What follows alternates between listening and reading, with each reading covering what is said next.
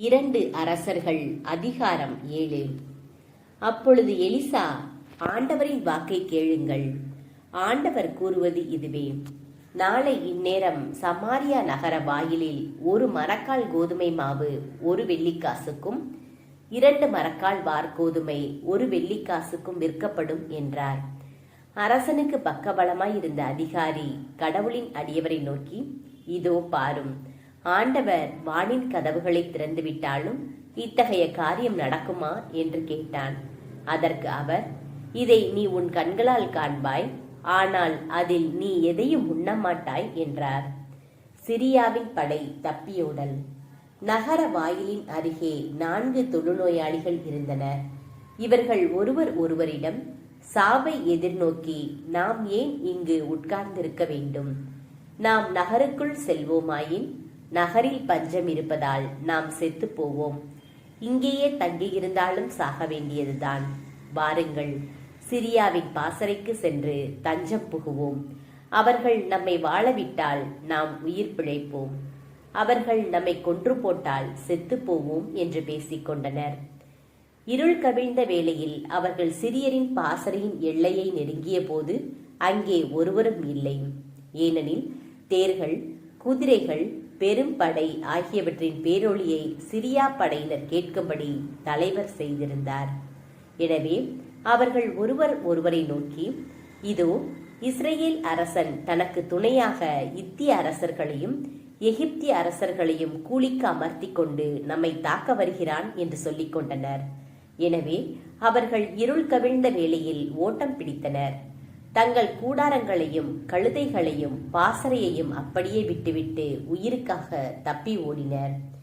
ஆகவே இந்த தொழுநோயாளிகள் பாசறையின் எல்லையை நெருங்கி ஒரு கூடாரத்தின் உள்ளே நுழைந்து அங்கே உண்டு குடித்தனர். மேலும் அங்கிருந்த வெள்ளி, பொன், ஆடைகள் ஆகியவற்றை எடுத்துக்கொண்டு போய் ஒளித்து வைத்தனர். மீண்டும் திரும்பி வந்து வேறொரு கூடாரத்தில் புகுந்து அங்கிருந்தவற்றை எடுத்துக்கொண்டு போய் ஒளித்து வைத்தனர்.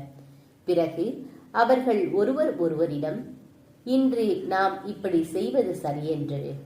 இந்நாள் நல்ல செய்தியின் நாள். நாளை காலை வரை இதை வெளியிடாது மௌனமாக இருந்தால் நாம் குற்றவாளிகள் ஆவோம்.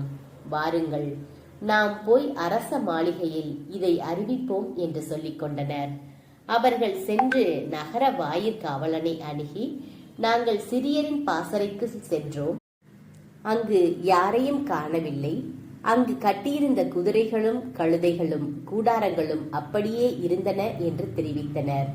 வாயிற்காவலர் இதை உரத்த குரலில் சொல்ல அது உள்ளே அரச மாளிகைக்கு தெரிவிக்கப்பட்டது.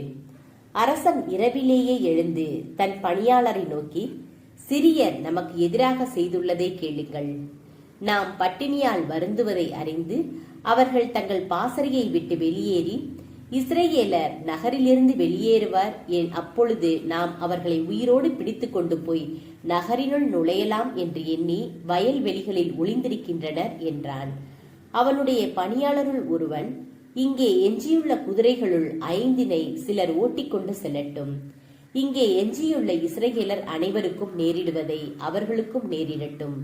ஆம், ஏற்கனவே அழிவுக்குள்ளான இஸ்ரேலர் அனைவரையும் போல் இவர்களும் அழிவுக்கு உள்ளாவர். எனவே அவர்களை அனுப்பி பார்ப்போம் என்றான். அவ்வாறே 2 குதிரை தேர்கள் கொண்டு வரப்பட்டன. அவற்றில் அரசன் சிலரை சிரியர் பாசறைக்கு அனுப்பி, சென்று பாருங்கள் என்று கட்டளையிட்டான். அவர்களோ சிரியரை தேடி யோர்தான் வரை போனார்கள். இதோ சிரியர் தப்பியோடிய வேகத்தில் விட்டெறிந்த ஆடைகளும் படைக்கலன்களும் சிதறி கிடந்தன. அத்தூதர்கள் அரசனிடம் திரும்பி வந்து அதனை தெரிவித்தனர். உடனே மக்கள் புறப்பட்டு சென்று சிரியர் பாசறையை கொள்ளையடித்தனர். இவ்வாறு ஆண்டவரின் வாக்கின்படி 1 மரக்கால் கோதுமை மாவு 1 வெள்ளிக்காசுக்கும் 2 மரக்கால் வார்கோதுமை 1 வெள்ளிக்காசுக்கும் விற்கப்பட்டன. அரசன் தனக்கு பக்க பலமாயிருந்த அதிகாரியிடம் நகர் வாயிலின் காவல் பொறுப்பை ஒப்படைத்திருந்தான். மக்கள் நகர் வாயிலில் அவனை மிதித்து போடவே அவன் இறந்து போனான். இவ்வாறு கடவுளின் அடியவர் தம்மிடம் வந்த அரசனுக்கு அறிவித்தபடியே நடந்தது. இங்கனம் நாளை இந்நேரம் சமாரியா நகர வாயிலில் 2 மரக்கால் வார்கோதுமை 1 வெள்ளிக்காசுக்கும் ஒரு மரக்கால் கோதுமை மாவு 1 வெள்ளிக்காசுக்கும் விற்கப்படும் என்று கடவுளின் அடியவர் அரசனிடம் கூறியிருந்த வாக்கு நிறைவேறியது. ஏனெனில் அந்த அதிகாரி கடவுளின் அடியவரை நோக்கி, இதோ பாரும், ஆண்டவர் வானின் கதவுகளை திறந்துவிட்டாலும் இத்தகைய காரியம் நடக்குமா என்று கேட்டிருந்தான். அதற்கு அவர், இதை நீ உன் கண்களால் காண்பாய், ஆனால் அதில் எதையும் நீ உண்ணமாட்டாய் என்று கூறியிருந்தார். அவ்வாறே அவனுக்கு நேரிட்டது. மக்கள் அவனை நகர வாயிலில் மிதித்து போட அவனும் இறந்து போனான்.